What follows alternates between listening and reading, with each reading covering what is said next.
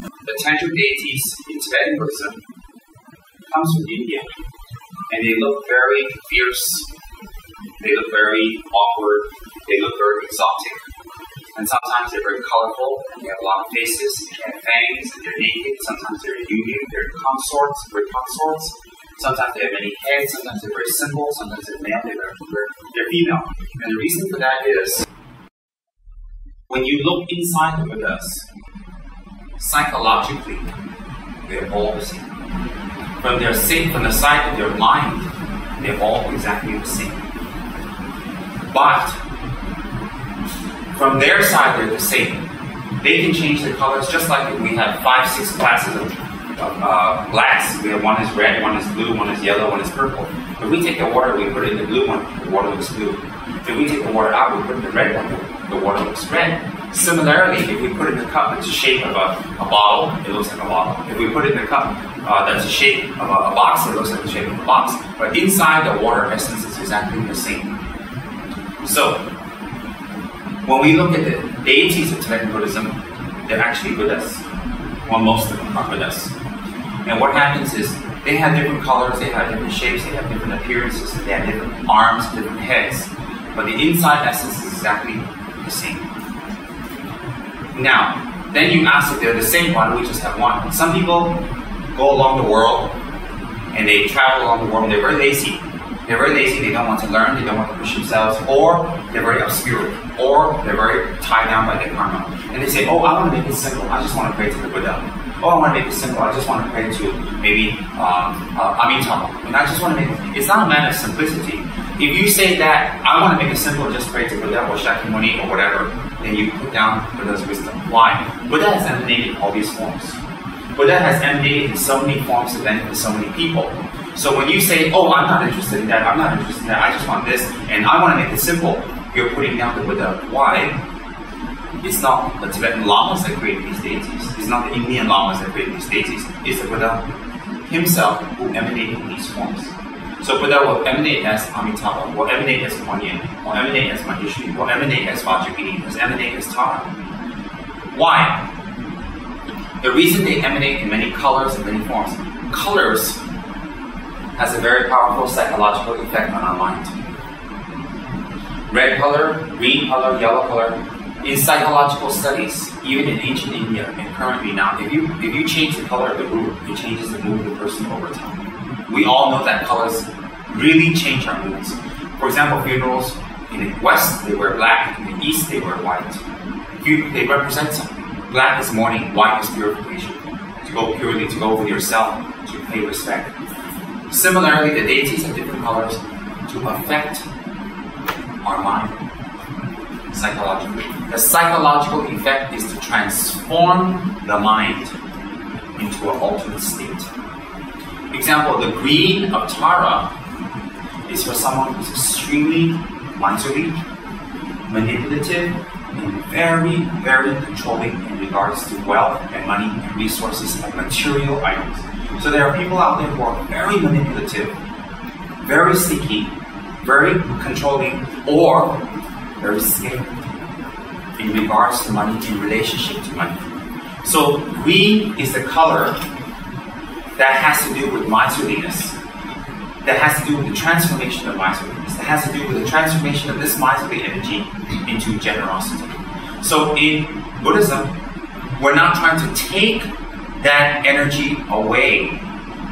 We're trying to transform that energy. So miserly energy, the other side of the coin is generosity.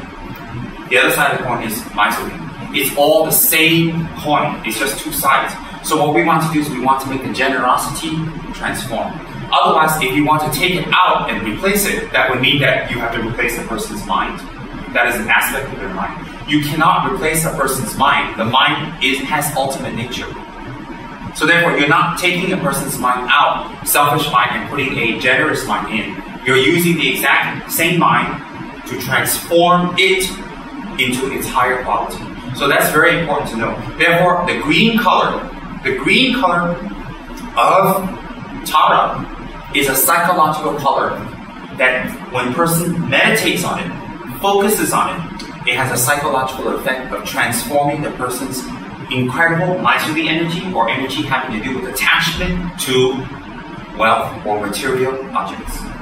Okay, that's very, very powerful. Now, in the case of red,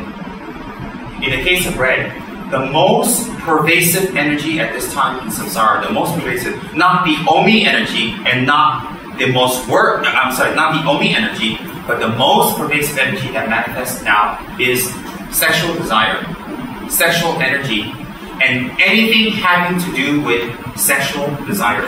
Example, even the way women dress today and the way women dress 100 years ago is very different. Even the way men approach women is different now than it was 100 years ago. So my point is that sexual desire has always been the same from day one. From day one till now, from the first day of samsara to now, sexual desire has been the same. If it's not been the same, we will not be taking rebirth. Why? It is by sexual or it is by desire we take rebirth. So to say 500 years ago there was less sexual desire and there is more now, that's wrong. But now the time for manifesting sexual desire is much stronger. So people are more willing to kill for sexual desire. People are more willing to do work for sexual desire. People are more willing to concentrate. If you look at the TV shows, it's always focusing on relationships. The ones that are most popular is about relationships. The breakage, the getting together, getting the new one. Why are soap operas and soap dramas so exciting? They focus on who slept with who's with who separated who doesn't like who's wearing what, who's seducing who's suspected of seducing who. Always is about that. And these shows run for 20, 30 years, non-stop. Even the actors are aged, like General Hospital and all that, Bold and Beautiful. They're so aged already. But they're still using the same actors with a few new ones to spice it up. Why? What is it about?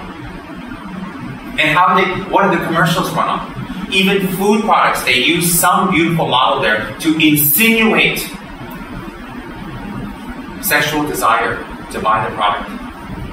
A piece of candy and a beautiful person has nothing to do with each other, but they make it in such a way that it taps into your sexual desire.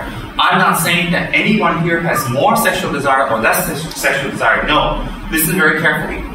Everybody in this room, including me, everybody has the same amount of sexual desire. It's only how we manifest it. In this life, if we're born as a mute, as a retard, we're born retarded and we're not able to move, we're paraplegic, it doesn't mean we don't have sexual desire. It just means we do something else. Why? We can't manifest it. We can't manifest it. If we're 15 or 14 or 10 or 12 years old, we have a great amount of sexual desire. It just cannot manifest because we're too young. Similarly, if you're elderly. Similarly, if you're in a culture that is more restrictive.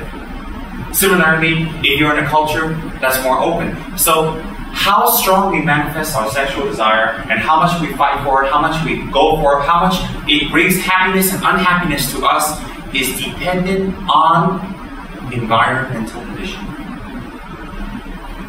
So the environmental condition that we are born into determines how much we can manifest a certain type of affliction or emotional disturbance. That doesn't mean we have one emotional disturbance less than another. We're equal in that. And it doesn't mean that just because in this life you're not very interested in sex, that you are less sexual. It just means that in this life, maybe you were born into a society or parents or people that it's frowned upon. So you manifest maybe in anger or in making money or in something else. So my point is, in this day and age, sexual desire is not more. Sexual desire is more allowed to manifest. There's a difference. Some people say, oh, sexual desire is much, much more now. I don't agree. Why don't I agree? When I've studied and I've checked the tantras out and I've read the commentaries and I thought about it, I said, no. If sexual desire was more now, we can debate. Why would it be more now? Where the same sentient beings going in samsara again and again and again. Why would our anger be more? Why would our sexual desire be more?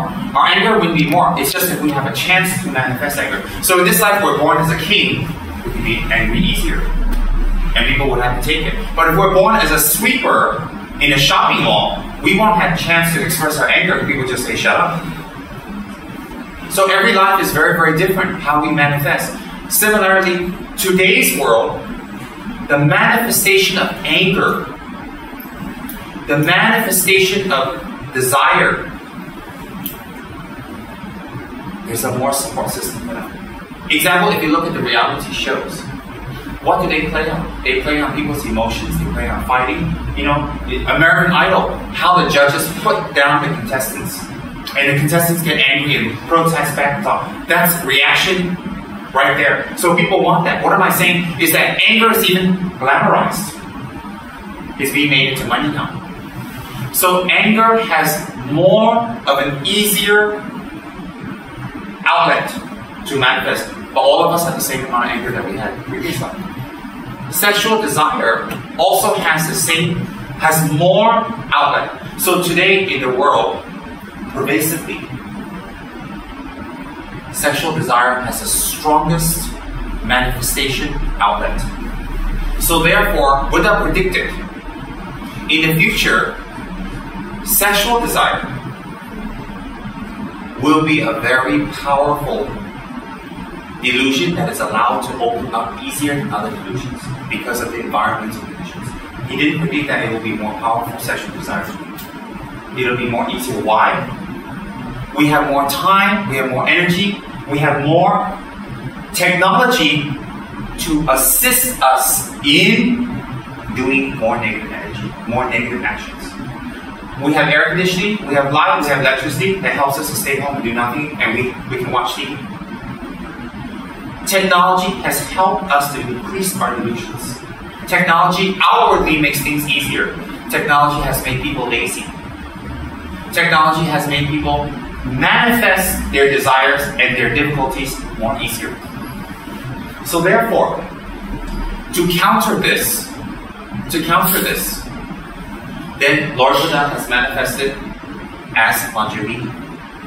Why does Lord Buddha manifest as Vajrayogini?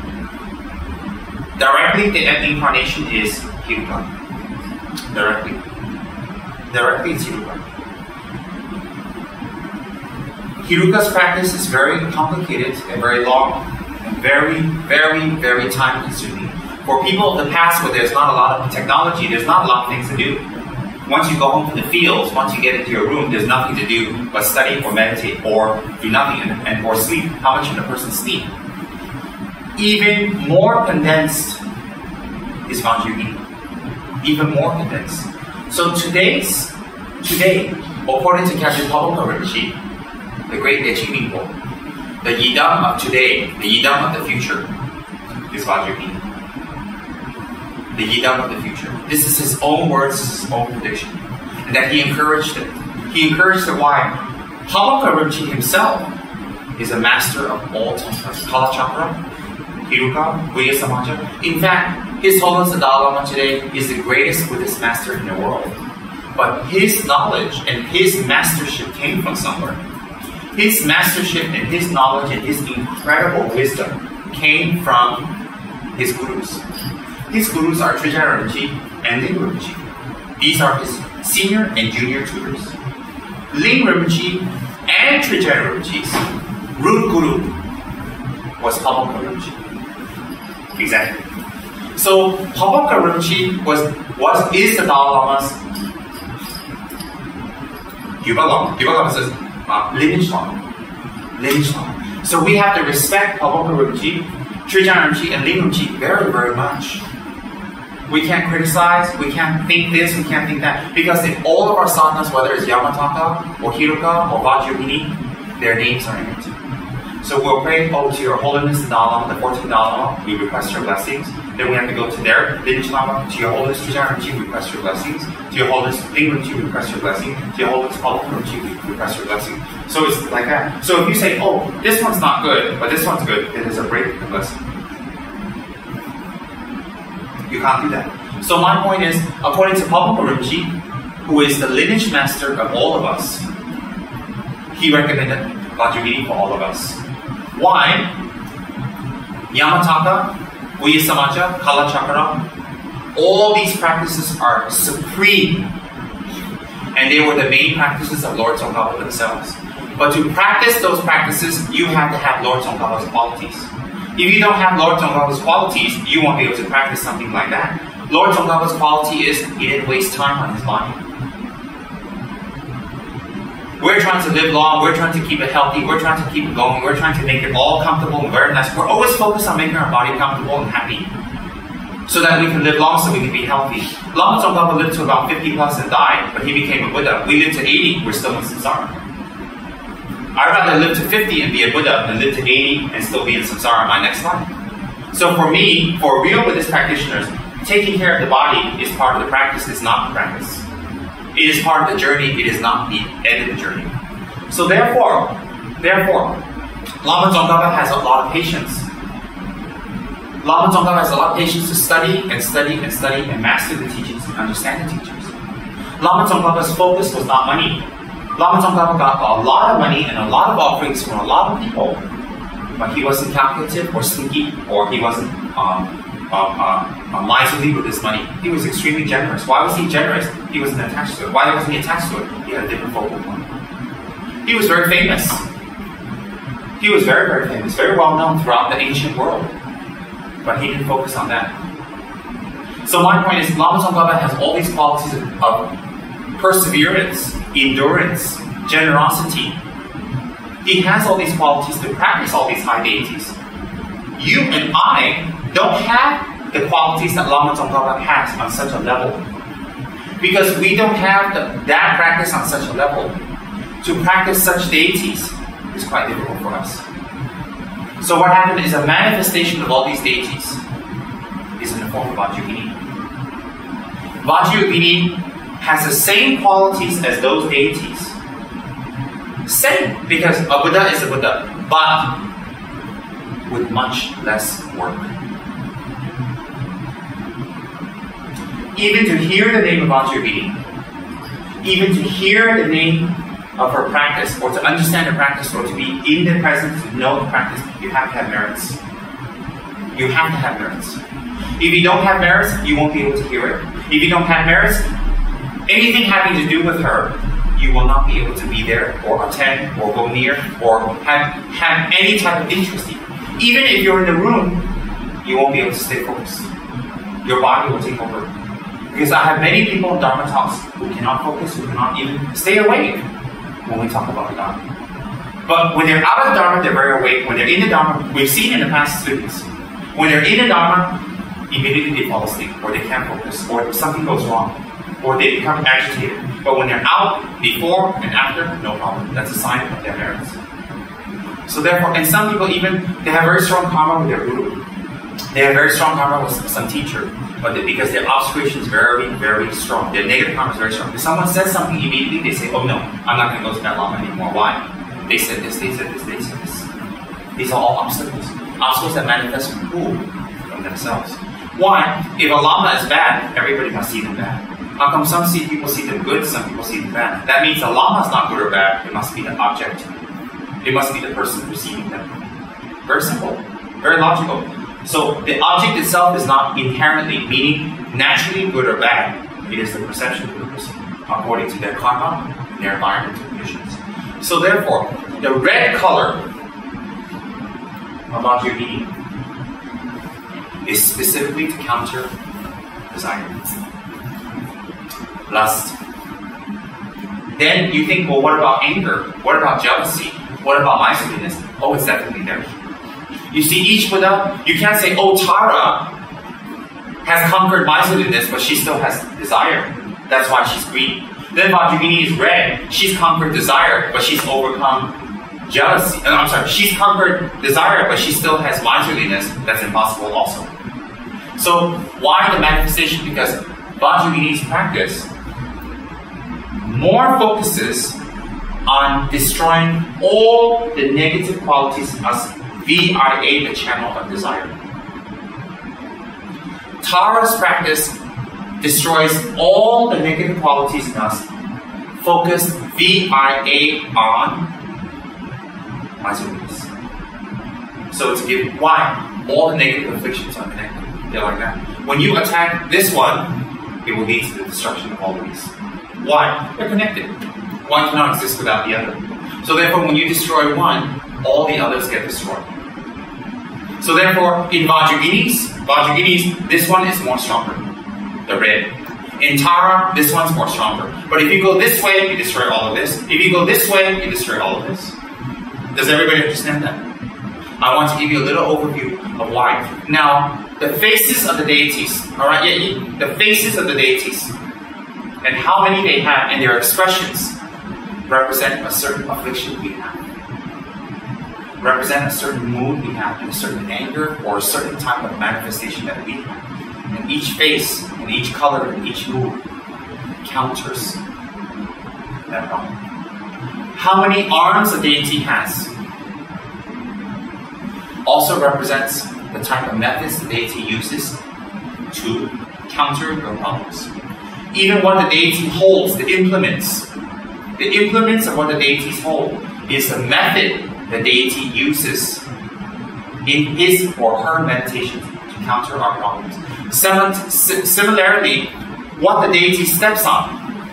Sometimes you see other deities, sometimes you see animals, sometimes you see gods, sometimes you see demons. What they step on is not what they actually are stepping on. What the deities are stepping on are the type of afflictions and difficulties and problems and obstacles from your karma that this deity will be very effective on stepping on. So what they step on is a clear visual manifestation of your personal obstacles and attachments, and they're very quick to counter. Okay? So, the deity's color and face and hands and arms and implements and their legs are a roadmap to enlightenment. And the roadmap tells you what method the deity will use for you to become enlightened. What method? Does everybody understand that? Any questions on that? Hence, because each of our minds are very different, and the way we do things are very different, and the way we manifest our anger, desire, and attachments are very different, the deities have different counter methods. So over time, the deities remanifest, the Buddhas remanifest different forms, different sadhanas, different colors, different hands, different positions to counter the problem most prevalent. So today's problem that's very prevalent is desire. So the one that counters that very much is Vajrayogini. Hence, for our center, in accordance with my guru, Khenso Lobsang Tantric Rinpoche, my guru in New Jersey, I follow his example. This is my first guru when I was very young. I chose Vajrayogini for the center. Vajrayogini is not necessarily my main practice, but I chose it for the center. Why? Because today's time, that is most prevalent. Most prevalent. Right? So, when you look at the different deities, you shouldn't think which one is more powerful, which one's more effective, which one's more better. Why? That would deduce that one Buddha is more better than the other. That's impossible. But you should think, which one is more appropriate for me at this time? That one's a better way of looking at it. Alright? So they have different colors and different faces and different arms and different implements. Why? Because they encounter certain psychological problems and attachments and difficulties at different periods at different times. So Vajrayogini's form like this, as Vajrayogini was very effective maybe 200-300 years ago. It's still, if you put her on the altar in that form of worship, it's the same as a Buddha. But now her form is in the form of Naropa Sakini or Narapachu, which manifested recently, inverted commas recently, which is much more effective for people today. Why? She definitely counters anger. Her face is slightly angry like this. Her face is slightly angry with a smile representing she will counter your anger. Her face is slightly blissful like this. Her face is two moods, wrath and bliss. Hiroka has four moods like this. What does it represent? She will counter your desire. Why? Her face is sexual bliss. Her face is sexual bliss. Why? That's what we're after. We're after sexual bliss. So when her face has sexual bliss, it doesn't mean she's in sexual bliss. It doesn't mean that. It means that that's what we want. So therefore, if we do her practice, she will counter the negative qualities that bring you to that negative state. Contaminated bliss.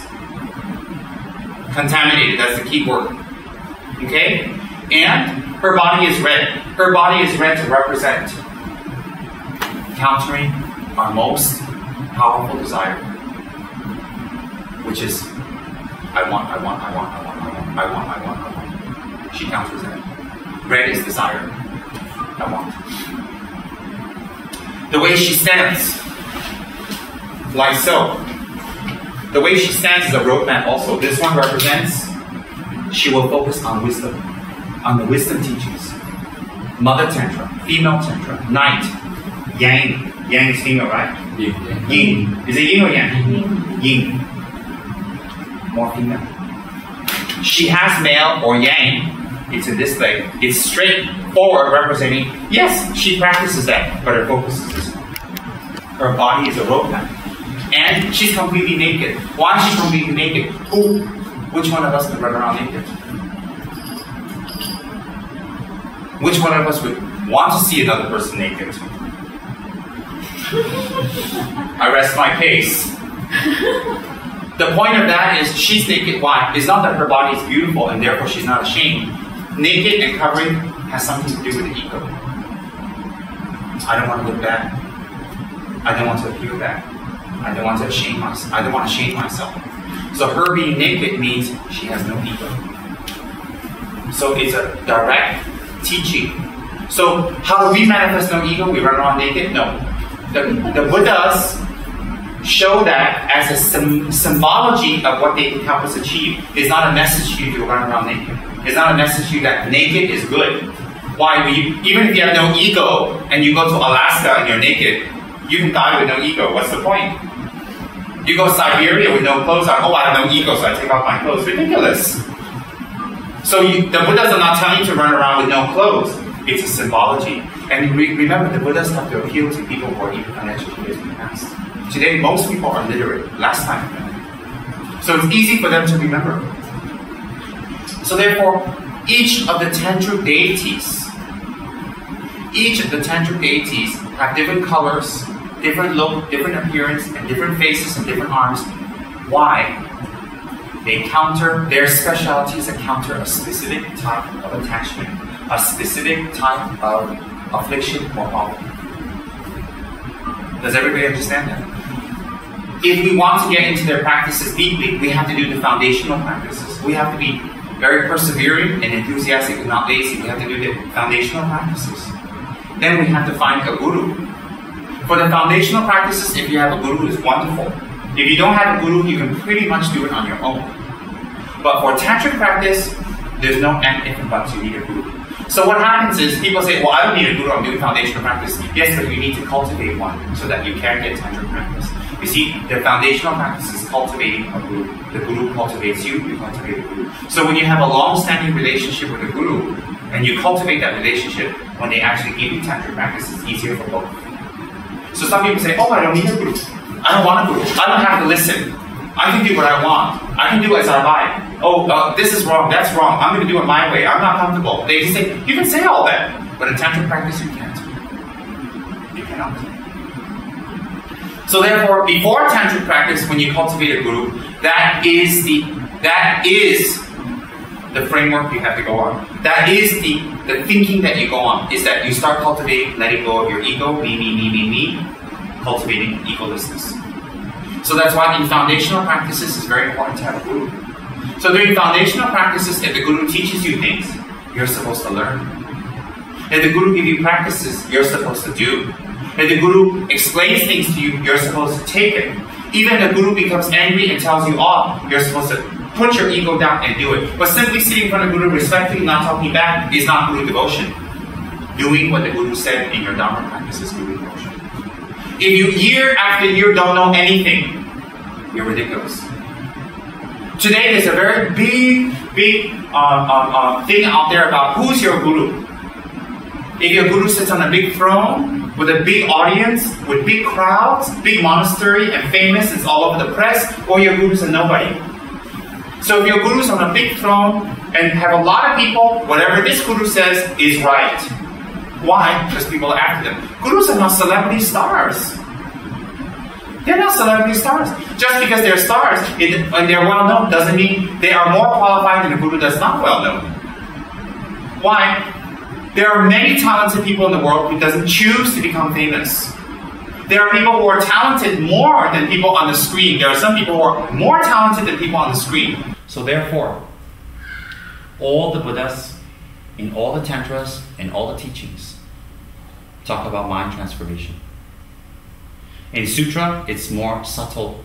In Tantra, it's more overt. The manifestation of the teaching, I'm not talking about the teaching. Teaching on both sides is the same. The manifestation of the teaching is different. So therefore, Tantric deities, from their side, from their side, they're exactly the same. How they manifest is different to fit the aptitude and the psychological makeup of the people they're trying to bless. Okay, does everybody understand that? Everybody understand that? Hence the difference. So when you say, I like simply Buddha Shakyamuni and I don't like the complicated Tantric deities, you make yourself look quite silly. A real practitioner, a high practitioner would never say things like that. That is a sign of a person who doesn't know the Tantras or doesn't know practice. Why? They always say they want simple, simple, simple. It's not they want simple, they're lazy. I've heard that many times, over and over, hundreds of times. Oh, I'm not interested in that practice. I just want my life simple. I want my practice simple. I want my prayer simple. It's not that they want it simple. They're too lazy. Why? Everything in their life is not simple. They made so many complications with kids. They made so many complications with cars, with money, with women, with business. And we're willing to go through so much complications for all that. But for our Dharma practice, we want it simple. It's not we want it simple. We want a shortcut, and we're lazy. Why? We don't know the benefits. Most of us, I can say almost everybody in this room, at one time or another in our lives, we engage in very complicated things. Very complicated. But when it comes to yidams or Dharma practice or practice, we want it simple. We don't have much time. We don't have much energy. We don't have much intelligence. But that's all an excuse. So when people tell me they want things simple, if there's someone that can take it, I tell them, no, you don't. You're just lazy. If they're not able to take it inside, I think to myself, oh, they're just like me. I'm lazy too. Now I know. I used to say that too. So I think, uh-oh, another close friend. Another person that says whatever I've been saying and I've been hiding. So what's the answer here? To go for the most complicated deities? No. You go for whatever deity your teacher has given you. Whatever you have started. Once you start, you go all the way. Go all the way with it. So whether you meditate on Shakyamuni, whether you meditate on someone complicated like Yamataka, complicated but fabulous, it's all the same. Because if you look at Shakyamuni's one face and 2 arms and 2 legs, it has exact meaning of Yamataka's 9 faces, 34 arms and 16 legs. If you look at Yamataka's 9 faces, 34 arms and 16 legs, all the meanings condensed in Shakyamuni's 1 face and 2 arms. So which deity you look at, you're going to have to know more. For people like me, I find Yamataka or Vajrayogini easier than Shakyamuni. Why? They openly display the teachings of the path on their hands, on their color, on their body, on their pose, on their implements. Openly. It's like Vajrayogini and Yamataka, it's like they're holding a signboard. This way to enlightenment. Why? Whatever they're holding, whatever their color, whatever their implements, point clearly to different facets of enlightenment. Whereas Shakyamuni, he's not holding any hand signs. You have to memorize it. Why do you have to memorize it? He looks just like us. Actually, so Tantric deities are a little more exciting in a way of they have more road signs than enlightenment. Does that make sense? So people say, oh, it's so complicated, they're so colorful, there's so many faces, they're so fierce. They're so kind. They're so kind. Yamataka is very kind to show himself with a buffalo head and chance the chance that you might run away from fear. Buddha Shakyamuni didn't take as many chances as Yamataka. He looks nice, he just attracts you. But Yamataka is quite brave. And Vajrayogini is even more braver. Where in the world would a naked, beautiful lady run around and command respect? Certainly not. Imagine you brought a beautiful lady home naked and introduced to your mother. She said, no, you better find somebody else. Imagine that. Imagine in China, a beautiful naked lady walks around. Or imagine in Iraq, a beautiful naked lady walks around. Cannot. So what's my point? My point is, Vajrayogini is even more daring than Shakyamuni. I say that in respect. Why? She shows you the path openly. So Tantric deities are very interesting because They show us the path to enlightenment with their body color, with their face, with their stance, with their facial expression, with their eyes, with the number of hands, with their implements, what they're stepping on, and their pose. Even the mudra of their hand. Does everybody understand that? Okay, I want you guys to remember that. I want you guys to please think about that. So that when other people talk to you about that, you're able to explain.